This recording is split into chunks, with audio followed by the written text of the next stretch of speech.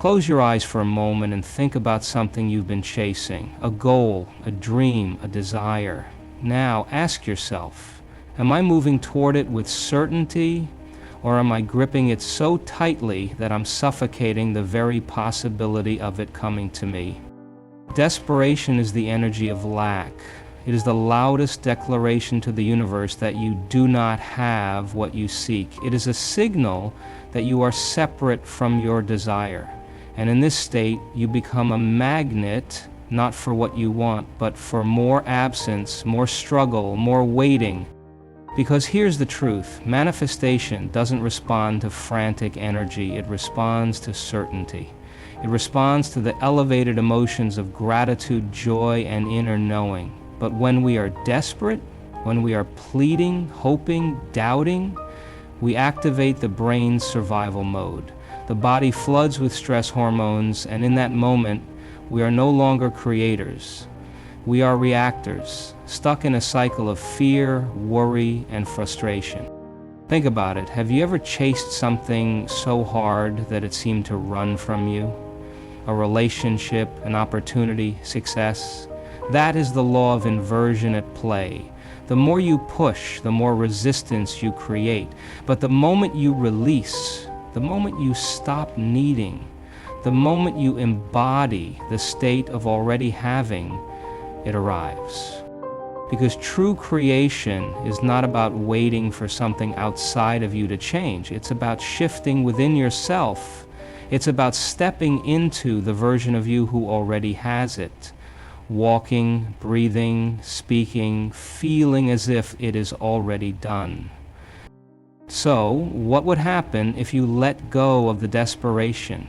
What if you replaced doubt with trust, need with knowing, scarcity with certainty? The mind is powerful. It can either work against you or for you. But here's the secret.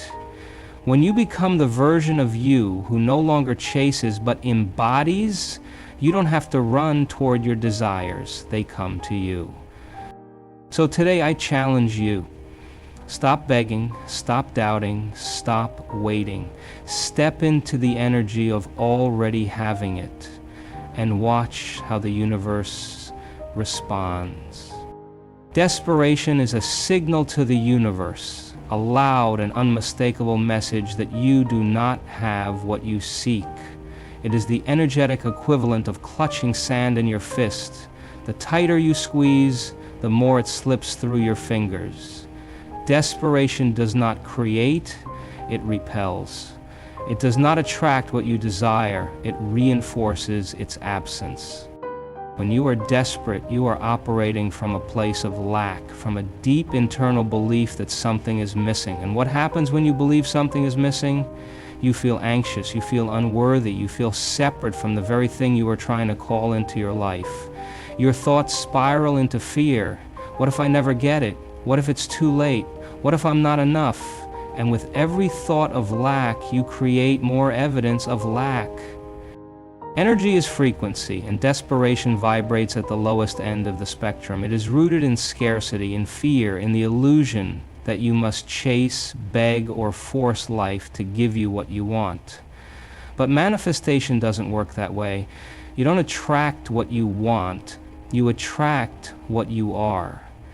If you are consumed by the feeling of not having, then you become a magnet for more not having. The mind and body settle into a pattern of neediness, and this state makes it nearly impossible to access the creative and expansive energy required to bring something new into your life.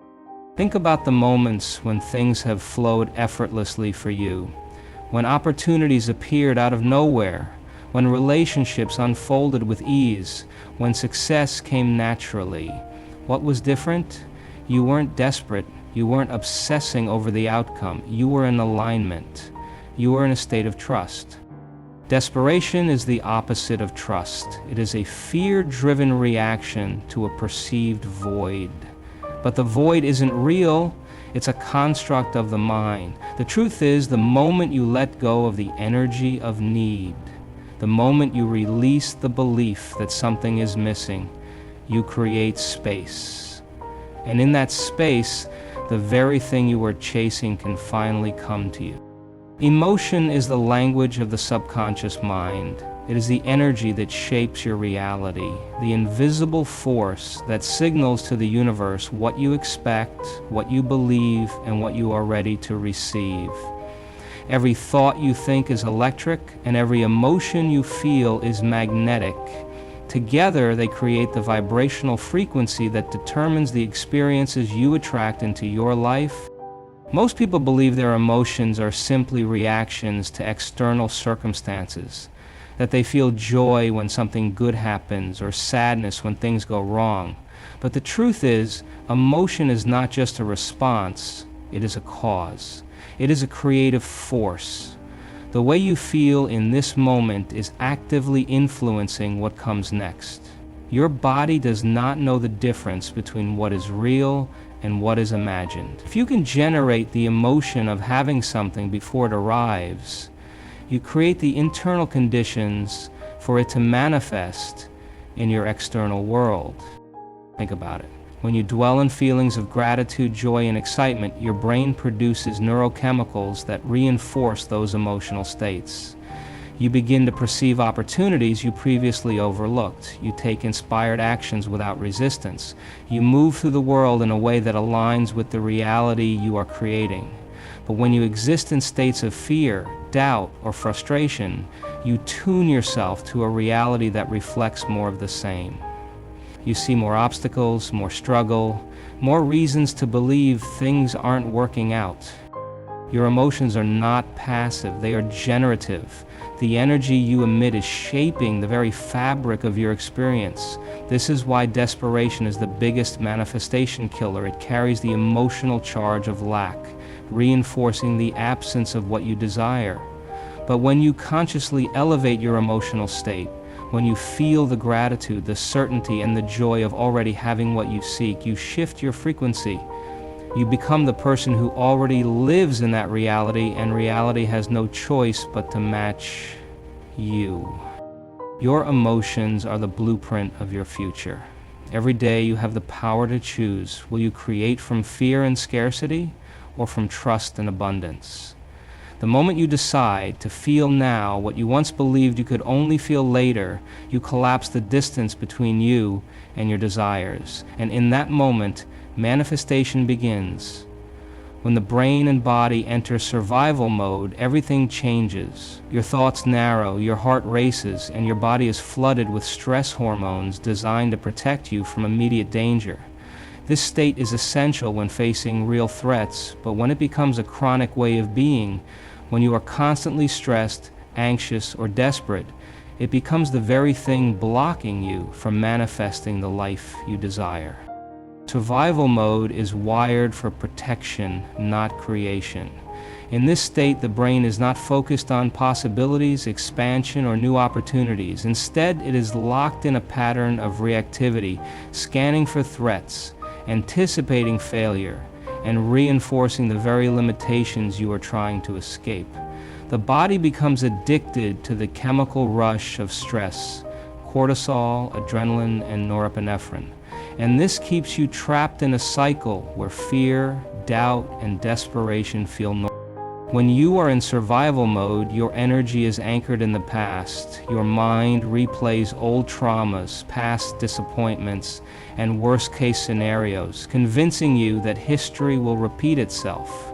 The future you desire cannot take shape because your nervous system is tuned to the frequency of fear, lack, and struggle. You are no longer an open channel for new possibilities. You are simply reliving the patterns of your past. Think about it. Have you ever been so worried about something that you couldn't see a solution even when it was right in front of you? That's survival mode in action. The prefrontal cortex, the part of your brain responsible for logic, creativity, and higher reasoning, shuts down when stress takes over. Your body prioritizes immediate survival over long-term vision, making it nearly impossible to align with the energy of manifestation. But the moment you shift out of survival mode, when you calm the nervous system, regulate your emotions, and replace fear with trust, You free yourself from the past and step into the present. And the present is the only place where true creation happens. The body relaxes, the mind expands, and suddenly you begin to notice synchronicities, opportunities, and solutions that were invisible to you before. Your ability to manifest is directly tied to your ability to shift out of survival mode. The future is created from a state of presence, not panic. The more you train your body and mind to exist in a state of peace, trust, and certainty, the more easily life aligns in your favor. When you stop living in survival, you start living in creation. The law of inversion is one of the most paradoxical truths of manifestation. The harder you chase something, the further it moves away from you. The more desperate you are to have it, the more resistance you create. It is the opposite of what most people believe. Conventional wisdom says that if you want something badly enough, you should push, struggle, and force it into existence. But true creation doesn't work that way. When you chase, you affirm lack. You declare to the universe that what you want is not here, and that belief alone becomes the block that keeps it from arriving. Think about a time when you desperately wanted something, a relationship, an opportunity, a breakthrough. You obsessed over it, overanalyzed every detail, checked and rechecked your progress, and yet nothing happened. Why? Because your energy was rooted in neediness, and neediness repels. Now think about the moments when things just flowed effortlessly, when the right person appeared, the right doors opened, or the right opportunity landed in your lap. You weren't gripping, forcing, or chasing. You were in a state of openness, allowing, and trust. That is the law of inversion in action. The moment you stop needing something, the space for it to arrive is created. The reason this law works is because of energy. The universe is like a mirror. It doesn't respond to your words or your wishes. It responds to your state of being. When you radiate the energy of already having something, it is drawn to you. When you radiate the energy of desperately needing it, you push it away. The more you try to force an outcome, the more you unconsciously confirm to yourself that you don't believe it is possible. And in doing so, you lock yourself into a reality where it remains out of reach. This is why letting go is so powerful. It's not about giving up, it's about shifting your state of being. Instead of needing something to feel whole, you embody the energy of wholeness now. Instead of chasing love, you become love. Instead of striving for success, you step into the version of yourself that is already successful. And the moment you do that, life responds, not because you forced it, but because you aligned with it. The more you chase, the more resistance you create. The moment you stop chasing, you allow. And in that space of allowing, everything you once ran after begins to run toward you. Letting go is one of the most misunderstood yet powerful principles of manifestation. Most people believe that in order to achieve what they desire, they must hold on tightly, control every detail, and constantly monitor their progress. But in reality, the tighter you grip, the more you strangle the very possibility of what you want coming to you. Letting go is not about giving up. It is about releasing resistance and allowing what is meant for you to unfold naturally. When you let go, you shift from force to flow. You stop trying to manipulate outcomes, and instead you trust in the unseen forces that are always working in your favor. This doesn't mean you stop taking action. It means you take action from a place of certainty rather than desperation. It means you no longer act from fear, but from trust. The paradox is that when you release the need for something, you signal to the universe that you already have it. And in that moment, you align with its reality. Holding on too tightly comes from a place of fear. Fear of failure, fear of loss, fear of the unknown. But fear is the energy of lack, and as long as you operate from it, you remain in a cycle of struggle. Letting go is an act of faith, a declaration that you trust life enough to deliver what is meant for you in the right way at the right time. Think about the moments in your life when something finally worked out after you stopped obsessing over it. Maybe you let go of chasing a relationship and suddenly the right person appeared. Maybe you stopped stressing over an opportunity and out of nowhere doors opened. This is not coincidence. It is the natural flow of energy when you remove resistance. Letting go doesn't mean you stop wanting or striving. It means you detach from the outcome and allow things to unfold in ways beyond your limited perception. It means you no longer grip so tightly that you block what is meant for you. It is in that space of surrender where true magic happens, where the unseen forces of creation begin to work in your favor. Because when you finally let go, you don't lose anything, you gain everything.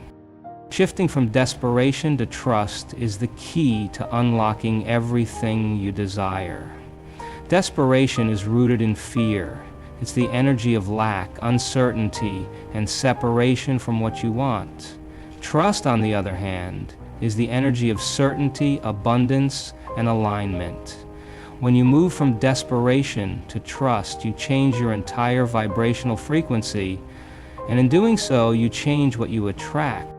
Desperation comes from believing that what you want is outside of you, that you must chase it, force it, or struggle to obtain it. It keeps you in a state of anxiety, always looking for signs, questioning whether it's working and fearing that it may never happen. But the truth is, as long as you are desperate for something, you are pushing it further away. Desperation tells the universe that you don't believe, and as long as you don't believe, you cannot receive.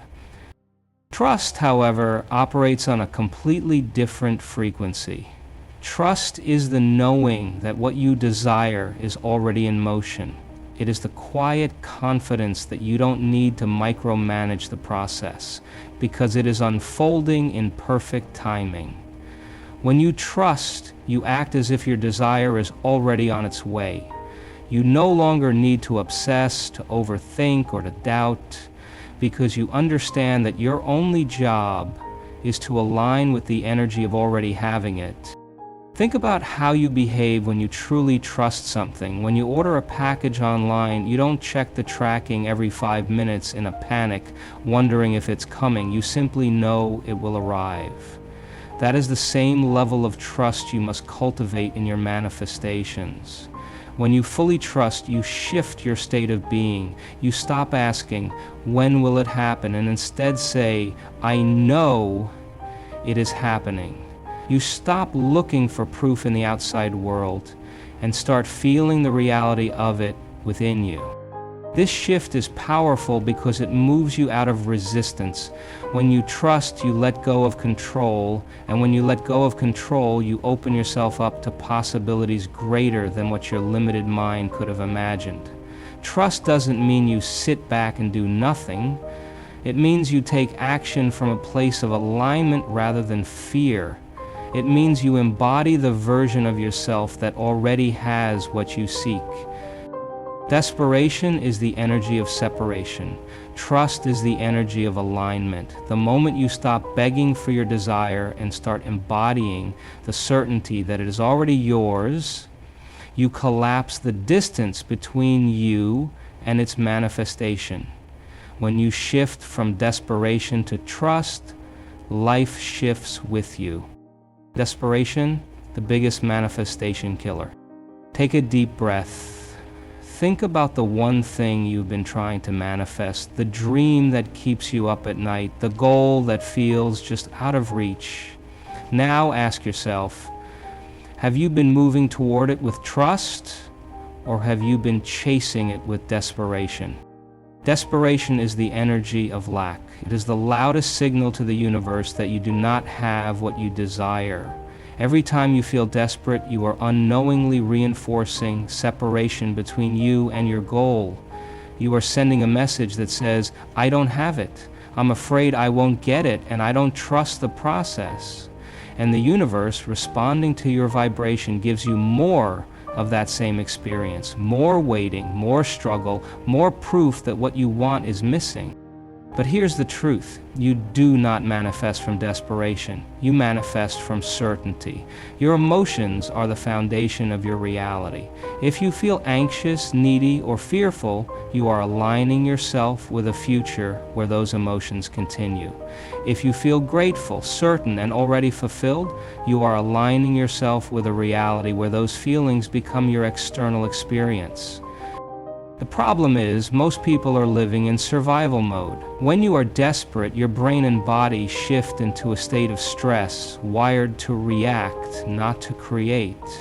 You are not open to solutions, to synchronicities, to the effortless unfolding of events.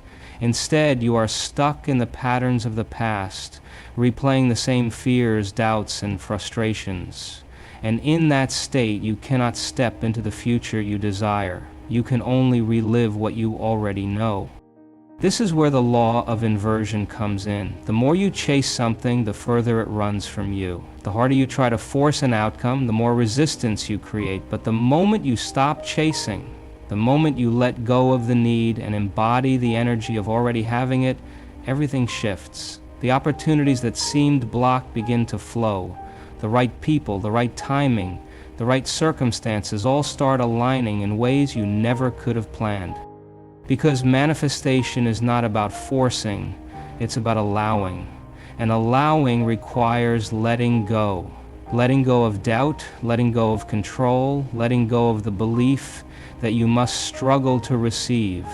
The moment you release your grip, you make space for life to deliver something even greater than you imagined. This is the shift from desperation to trust. Trusting that what you desire is already in motion.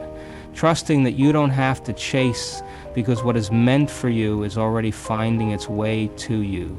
Trusting that your job is not to force but to align, to embody the energy of the reality you wish to step into. So, I ask you again, what have you been chasing? What have you been holding on to so tightly that you are blocking its arrival? And are you ready to let go? Because the moment you do, everything changes. The moment you shift from needing to knowing, from forcing to allowing, from desperation to trust, you stop running after your desires and they start running toward you.